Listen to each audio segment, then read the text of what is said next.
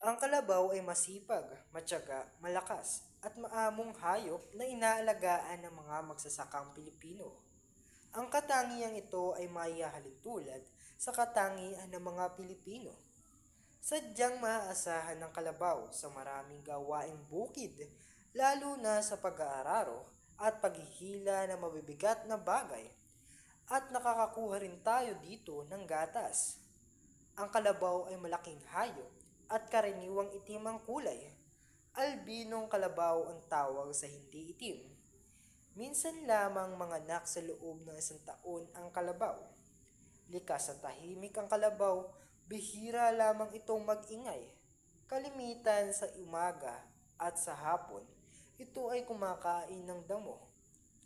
Kapag hindi nagtatrabaho ang kalabaw, ay namamahinga ito sa putik o kaya'y lumalangoy sa ilog.